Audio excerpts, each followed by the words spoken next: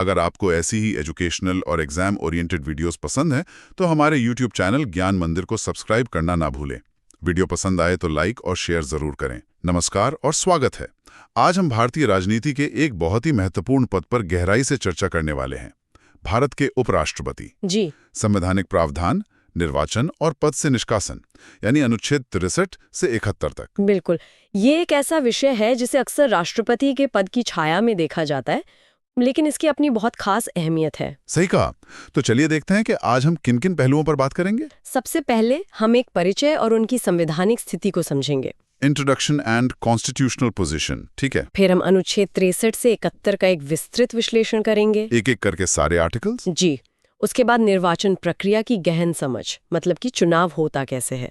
Deep dive into the election process, ये तो बहुत जरूरी है। फिर पद से हटाने की प्रक्रिया, द रिमूवल प्रोसेस। और हाँ, राष्ट्रपति के साथ एक तुलनात्मक विश्लेषण भी जरूरी है। बिल्कुल, comparative analysis with the president, ताकि अंतर साफ समझ में आए। और अंत में याद रखने के लिए कुछ खास। हाँ, स्मृति सहायक तकनीक यानी मेमोरी एड्स एंड मेनोमिनिक्स। शानदार। तो चलिए शुरू करते हैं। चलिए। तो सबसे पहला सवाल, इस पद की स्थापना और इसकी प्राथमिक भूमिका क्या है? इसकी शुरुआत होती है अनुच्छेद 63 से, आर्टिकल 63, जो बहुत सीधे शब्दों में कहता है भारत का एक उपराष्ट्रपति होगा। बस इतना ही? जी, बस एक वाक्य। लेकिन असली भूमिका अनुच्छेद 64 में स्पष्ट होती है। और वो क्या है? अनुच्छेद 64 कहता है उपराष्ट्रपति राज्यों की परिषद यानी राज्यसभा का पदेन सभापति होगा। पदेन सभापति, एक्स ऑफिशियो चेयरमैन, ये शब्द बहुत सुनने में आता है। इसका ठीक ठीक मतलब क्या है? इसका अर्थ है कि जो भी व्यक्ति उपराष्ट्रपति के पद पर आसीन होता है, वह स्वतः ही, मतलब ऑटोमेटिकली, राज्यसभा के सभापति का पद भी धारण कर लेता है। अच्छा। ये पद व्यक्ति से नहीं, बल्कि उसके मुख्य पद यानी उपराष्ट्रपति के पद से जोड़ा है। तो मतलब जो भी उपराष्ट्रपति है वो ही राज्यसभा का चेयरमैन भी है, कोई अलग चुनाव नहीं है। बिल्कुल, यही इस पद का सबसे अनोखा पहलू है। लेकिन उनकी एक और बहुत बड़ी जिम्मेदारी है जो अनुच्छेद 65 में बताई गई है। हाँ, राष्ट्रपति के रूप में कार्य करना। ये कब और कैसे होता है? देखिए, इसकी दो मुख्य स्थितियां हैं। पहली, जब राष्ट्रपति पद में स्थायी रिक्ति हो जाए। स्थायी रिक्ति मतलब? जैसे मृत्यु, त्यागपत्र या महाभियोग द्वारा पद से हटाए जाने पर। ओके। और दूसरी स्थिति? दूसरी है राष्ट्रपति की अस्थायी अनुपस्थिति में। जैसे? मान लीजिए बीमारी या किसी अन्य कारण से वो अपने कर्तव्यों का निर्वहन नहीं कर पा रहे हैं। यहाँ एक बहुत जरूरी बात है जो अक्सर परीक्षाओं में पूछी जाती है। जी, और वो मुख्य नोट में भी दी गई है। हाँ, कि इस अवधि के दौरान जब वो राष्ट्रपति का काम कर रहे होते हैं, तब वो राज्यसभा के सभापति के कर्तव्यों का पालन नहीं करते हैं और न ही उन्हें सभापति का वेतन मिलता है। बिल्कुल नहीं। यहाँ एक परीक्षा अलर्ट भी है। जी, ये बहुत महत्वपूर्ण है। परीक्षा अलर्ट, जब उपराष्ट्रपति राष्ट्रपति के रूप में कार्य करते हैं तो उन्हें राष्ट्रपति को प्राप्त होने वाली सभी शक्तियां, उन्मुक्तियां और वेतन भत्ते मिलते हैं। मतलब उस समय वो पूरी तरह से राष्ट्रपति होते हैं, हर अधिकार और सुविधा के साथ। बिल्कुल। अब आते हैं सबसे दिलचस्प हिस्से पर, निर्वाचन प्रक्रिया, अनुच्छेद 66। हाँ, और इसमें सबसे पहले आता है निर्वाचक मंडल, यानी इलेक्टोरल कॉलेज। और कौन मतदान करता है, हु वोट्स। इसमें संसद के दोनों सदनों यानी लोकसभा और राज्यसभा के सभी सदस्य वोट करते हैं। सभी सदस्य। यहाँ ब्रैकेट में एक बहुत जरूरी बात लिखी है जी, कि इसमें निर्वाचित और मनोनीत दोनों सदस्य शामिल हैं। इलेक्टेड और नॉमिनेटेड दोनों। ये राष्ट्रपति चुनाव से एक बड़ा फर्क है ना? बहुत बड़ा। और दूसरा सवाल है, कौन मतदान नहीं करता? Who doesn't vote? राज्य विधानसभाओं के सदस्य यानी विधायक। विधायक वोट नहीं करते। और यहीं पर हमारा रॉयल रेड एग्जाम अलर्ट आता है। हाँ, यह राष्ट्रपति के निर्वाचक मंडल से महत्वपूर्ण रूप से भिन्न है, जिसमें केवल निर्वाचित सांसद और विधायक शामिल होते हैं। तो उपराष्ट्रपति चुनाव में सभी सांसद, कोई विधायक नहीं, और राष्ट्रपति चुनाव में सिर्फ निर्वाचित सांसद और निर्वाचित विधायक। एकदम साफ। अब चुनाव की विधि और अर्हताओं पर आते हैं। ये भी अनुच्छेद 66 का ही हिस्सा है। जी।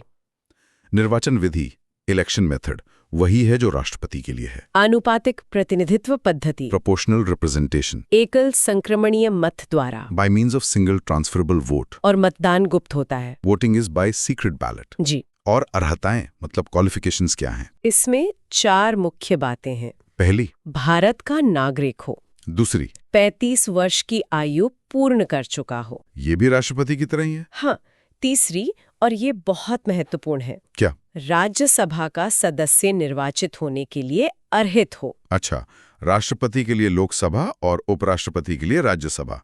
ये लॉजिकल भी है। बिल्कुल, क्योंकि उन्हें राज्यसभा की ही अध्यक्षता करनी है। और चौथी शर्त है कि वो लाभ का कोई पद धारण न करता हो। ऑफिस ऑफ प्रॉफिट, ठीक है। अब आगे बढ़ते हैं पदावधि, त्यागपत्र और पद रिक्ति पर। ये अनुच्छेद 67 और 68 में है। तो पदावधि, टर्म ऑफ ऑफिस कितना है? पद ग्रहण की तारीख से 5 वर्ष। सिंपल। और अगर त्यागपत्र देना हो तो रेजिग्नेशन? वे अपना त्यागपत्र राष्ट्रपति को संबोधित करते हैं। उपराष्ट्रपति राष्ट्रपति को, ठीक है। अब बात करते हैं पद रिक्ति की, वैकेंसी की। इसमें 2 तरह की स्थितियां हो सकती हैं। जी, पहली, जब कार्यकाल समाप्त हो रहा हो। तो क्या होता है? तो कार्यकाल की समाप्ति से पहले ही चुनाव संपन्न हो जाना चाहिए। मतलब पद खाली ना रहे। बिल्कुल। और दूसरी स्थिति है आकस्मिक रिक्ति की। जैसे मृत्यु, त्यागपत्र या निष्कासन। हाँ, ऐसी स्थिति में चुनाव यथाशीघ्र कराया जाना चाहिए। ASAP। ठीक है, अब आते हैं एक और बहुत ही महत्वपूर्ण प्रक्रिया पर, पद से हटाने की प्रक्रिया यानी निष्कासन। रिमूवल। ये राष्ट्रपति के महाभियोग से कैसे अलग है? इसमें जमीन आसमान का फर्क है। चलिए इसे स्टेप बाय स्टेप समझते हैं। ठीक है, पहला स्टेप, प्रस्ताव की शुरुआत, इनिशिएशन ऑफ रेजोल्यूशन। कहाँ से शुरू होगा? ये केवल राज्यसभा में ही प्रस्तुत किया जा सकता है। सिर्फ राज्यसभा में, लोकसभा में नहीं? जी नहीं, ये सबसे बड़ा पॉइंट है। ठीक है, दूसरा स्टेप? पूर्व सूचना, प्रायर नोटिस। प्रस्ताव लाने से कम 14 दिन की अग्रिम सूचना देना अनिवार्य है। 14 डेज का नोटिस। ये तो राष्ट्रपति वाले मामले में भी है। हाँ, ये एक समानता है। तीसरा स्टेप जो सबसे अहम है, राज्यसभा में पारित होना। पास्ट इन राज्यसभा। और इसके लिए किस तरह की बहुमत की जरूरत होती है? सदन के तत्कालीन समस्त सदस्यों के बहुमत द्वारा संकल्प पारित होना चाहिए। तत्कालीन समस्त सदस्यों का बहुमत, इफेक्टिव मेजॉरिटी। इसका क्या मतलब है? इसका मतलब है कि सदन की कुल संख्या में से अगर कुछ सीटें खाली हैं तो उन्हें हटाकर जो संख्या बचती है उसका बहुमत। अच्छा। मतलब कुल सदस्यों का बहुमत नहीं, बल्कि तत्कालीन सदस्यों का बहुमत। ये एक बारीक लेकिन बहुत जरूरी अंतर है। जी। अब चौथा और आखिरी स्टेप, लोकसभा की सहमति, कॉन्करेंस ऑफ लोकसभा। हाँ, और यहाँ एक और बड़ा अंतर है। वो क्या? लोकसभा द्वारा केवल साधारण बहुमत से सहमत होना आवश्यक है। साधारण बहुमत, सिंपल मेजॉरिटी। जी, मतलब उपस्थित और मतदान करने वालों का बहुमत, कोई विशेष बहुमत नहीं चाहिए। वाओ, तो राज्यसभा में प्रभावी बहुमत और लोकसभा में सिर्फ साधारण बहुमत। बिल्कुल। इसी को और साफ समझने के लिए एक तुलनात्मक विश्लेषण दिया गया है, राष्ट्रपति बनाम उपराष्ट्रपति। हाँ, ये टेबल सारे कंफ्यूजन को दूर कर देगी। तो चलिए देखते हैं। पहला आधार है कारण, ग्राउंड्स। राष्ट्रपति के लिए कारण है संविधान का अतिक्रमण, वायोलेशन ऑफ द कॉन्स्टिट्यूशन। और उपराष्ट्रपति के लिए? संविधान में कोई आधार उल्लिखित नहीं है। कोई आधार नहीं? जी, कोई भी नहीं। दूसरा आधार प्रस्ताव की शुरुआत, इनिशिएशन। राष्ट्रपति के लिए संसद का कोई भी सदन, लोकसभा या राज्यसभा। और उपराष्ट्रपति के लिए? केवल राज्यसभा, ओनली राज्यसभा। ये हम देख चुके हैं। अब तीसरा और सबसे बड़ा अंतर, आवश्यक बहुमत, मेजॉरिटी नीडेड। राष्ट्रपति के लिए दोनों सदनों में कुल सदस्य संख्या का 2/3, 2/3 of total membership in both houses, जो कि बहुत मुश्किल है। बहुत ज्यादा। और उपराष्ट्रपति के लिए? राज्यसभा में प्रभावी बहुमत और लोकसभा में साधारण बहुमत। Effective in RS, simple in LS। ये तुलना तो सब कुछ क्रिस्टल क्लियर कर देती है। जी। अब कुछ और प्रासंगिक अनुच्छेदों को देख लेते हैं। अनुच्छेद 70 और 71। अनुच्छेद 70 क्या कहता है? अन्य आकस्मिकताओं में राष्ट्रपति के कृत्यों का निर्वहन। इसका मतलब संसद को यह शक्ति देता है कि वो ऐसी किसी भी आकस्मिकता के लिए प्रावधान करे जो संविधान में वर्णित नहीं है। अच्छा, ये भविष्य की किसी अनपेक्षित स्थिति के लिए एक सेफ्टी वॉल्व जैसा है। बिल्कुल। और अनुच्छेद 71? ये चुनाव संबंधी विवादों के बारे में है। हाँ, राष्ट्रपति या उपराष्ट्रपति के निर्वाचन से संबंधित सभी शंकाओं और विवादों की जांच और निर्णय उच्चतम न्यायालय यानी सुप्रीम कोर्ट द्वारा किया जाएगा। और उसका निर्णय अंतिम होगा। जी, the decision will be final. ठीक है, इतने सारे अनुच्छेद याद रखना थोड़ा मुश्किल हो सकता है। इसीलिए अब हम आते हैं स्मृति सहायक तकनीक पर, निमोनिक। हाँ, ये बहुत काम की चीज है। तो हमारी ट्रिक है एक वाक्य। बताइए। उसका निकास चुनी का समय से। उसका निकास चुनी का समय से। इसे धीरे धीरे समझते हैं। चलिए इसका विश्लेषण करते हैं। यू से, यू से 63 उपराष्ट्रपति, ऐसे से, 64 सभापति, के से 65 कार्य यानी एक्टिंग प्रेसिडेंट, एनआई, एनआई से 66 निर्वाचन इलेक्शन, अगला के से 67 कार्यकाल, एस एस से 68 समय time of election for vacancy, और आखिर में सीएच से 69 शपथ। शपथ। सीएच से शपथ का क्या कनेक्शन है?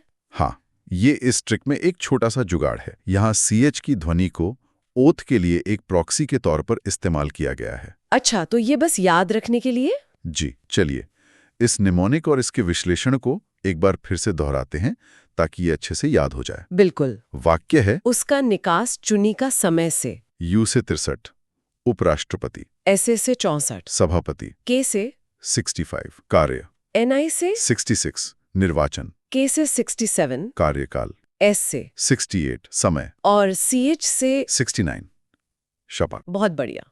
अब पूरी चर्चा को समेटते हुए कुछ मुख्य बिंदुओं पर एक नजर डालते हैं। Main points at a glance. पहला बिंदु, उपराष्ट्रपति राज्यसभा का पदेन सभापति होता है। दूसरा, निर्वाचक मंडल में संसद के सभी सदस्य यानी निर्वाचित और मनोनीत शामिल होते हैं, विधायक नहीं। तीसरा बिंदु, निष्कासन का प्रस्ताव केवल राज्यसभा में ही शुरू हो सकता है। चौथा, निष्कासन के लिए राज्यसभा में प्रभावी बहुमत और लोकसभा में साधारण बहुमत की आवश्यकता होती है। और पांचवां और अंतिम मुख्य बिंदु, चुनाव संबंधी विवादों पर अंतिम निर्णय भारत के उच्चतम न्यायालय का होता है। ये 5 बिंदु इस पूरे अध्याय का सार हैं। जी। आखिर में उनकी शक्तियों और कार्यों का एक कार्यात्मक सारांश देख लेते हैं। Powers and functions, a functional summary. तो उनकी 2 मुख्य भूमिकाएं हैं। पहली, राज्यसभा के सभापति के रूप में। इस भूमिका में उनके 3 मुख्य काम हैं। पहला, सदन की कार्यवाही का संचालन। दूसरा, सदन में अनुशासन और व्यवस्था बनाए रखना। और तीसरा, मतों के बराबर होने की स्थिति में निर्णायक मत देना, जिसे कास्टिंग वोट कहते हैं। अच्छा, वो सामान्य तौर पर वोट नहीं देते, सिर्फ टाई होने पर। बिल्कुल। और उनकी दूसरी भूमिका है कार्यवाहक राष्ट्रपति के रूप में। इस भूमिका में वे राष्ट्रपति की सभी शक्तियों और उन्मुक्तियों का प्रयोग करते हैं। और ये भूमिका अधिकतम कितने समय के लिए होती है? ये भूमिका अधिकतम 6 महीने की अवधि के लिए होती है, क्योंकि तब तक नए राष्ट्रपति का चुनाव हो जाना चाहिए। बिल्कुल। तो ये था उपराष्ट्रपति के पद का एक संपूर्ण विश्लेषण। जी, बहुत बहुत धन्यवाद। ये चर्चा बहुत ही जानकारीपूर्ण रही। धन्यवाद। मुझे उम्मीद है कि हमारे श्रोताओं के प्रश्न और सुझाव हमें जरूर मिलेंगे। बिल्कुल। तो चलिए, आपको ये वीडियो यूजफुल लगा तो लाइक और शेयर करना ना भूलें। ऐसी ही एग्जाम ओरिएंटेड एजुकेशनल वीडियोस के लिए हमारा YouTube चैनल ज्ञान मंदिर को सब्सक्राइब करें।